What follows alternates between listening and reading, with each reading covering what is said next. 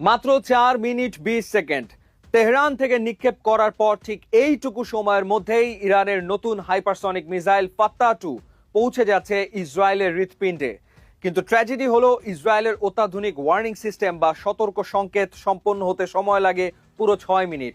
অর্থাৎ সাইরেন বাজার অন্তত 1 মিনিট 40 সেকেন্ড আগেই মিসাইলটি আঘাত হানছে। আজ আমরা জানবো কেন এই একটি অস্ত্র পুরো মধ্যপ্রাচ্যের যুদ্ধের সমীকরণ বদলে দিচ্ছে।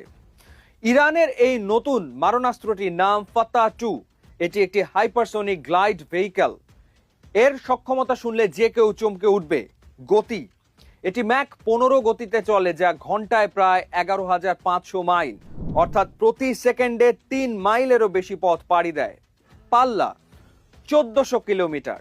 তেহরান থেকে তেল আবিবের দূরত্ব 990 মাইল, যা অতিক্রম করতে এর সময় লাগে মাত্র 4 মিনিট 20 সেকেন্ড। কৌশল, এটি বায়ুমণ্ডলের ভেতরেই নিজের পথ পরিবর্তন করতে পারে। ফলে বর্তমান বিশ্বের কোনো রাডার বা ডিফেন্স সিস্টেম এর সঠিক গন্তব্য আগে থেকে আঁচ করতে পারে না। দীর্ঘ 15 বছর ধরে ইসরায়েলকে সুরক্ষা দেওয়া সেই আয়রন ডোম বা অ্যারো সিস্টেম কি এখন অকেজো? বিজ্ঞান বলছে হ্যাঁ। অ্যারো 3 এটি 100 কিলোমিটার উচ্চতার বাইরের টার্গেট ধ্বংস করতে তৈরি, কিন্তু ফাত্তা-2 চলে 50 কিলোমিটারের নিচ দিয়ে। ডেভিড স্লিংস এটি ম্যাক 5 থেকে 8 গতির মিসাইল ঠেকাতে পারে, কিন্তু ফাত্তা-2 এর গতি ম্যাক 15। আয়রন ডোম এটি কেবল ছোট ও স্বল্প পাল্লার রকেটের জন্য। হাইপারসনিক মিসাইলের সামনে এটি পুরোপুরি অসহায়।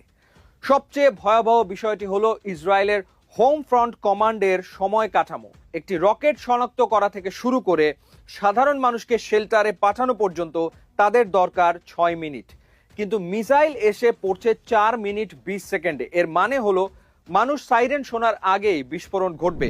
তেল আবিবের একজন মানুষের জন্য নিরাপদ শেল্টারে পৌঁছতে অন্তত 90 সেকেন্ড সময় লাগে, কিন্তু ফাত্তা-2 এর ক্ষেত্রে তারা সময় পাচ্ছে মাত্র 20 সেকেন্ডের মতো। মানুষ শেল্টারের দিকে দৌড়ানো শুরু করার আগেই সব শেষ হয়ে যাবে। প্রযুক্তির এই অসম যুদ্ধ ইসরায়েলের দীর্ঘদিনের নিরাপত্তার দেয়াল ধসিয়ে দিয়েছে। যে সতর্কতা একসময় প্রাণ বাঁচাতো, তা এখন কেবল ধ্বংসের খবর দেওয়ার মাধ্যম হয়ে দাঁড়িয়েছে। মধ্যপ্রাচ্যের আকাশ এখন এক নতুন এবং অনিশ্চিত যুগে প্রবেশ করেছে। ফাত্তা-2 কেবল দ্রুতগামী নয়, এটি চরম ধূর্ত। প্রচলিত ব্যালিস্টিক মিসাইলগুলো সাধারণত একটি নির্দিষ্ট ধনুকের মতো বাঁকা পথে চলে, যা রাডার সহজেই আগে থেকে অনুমান করতে পারে।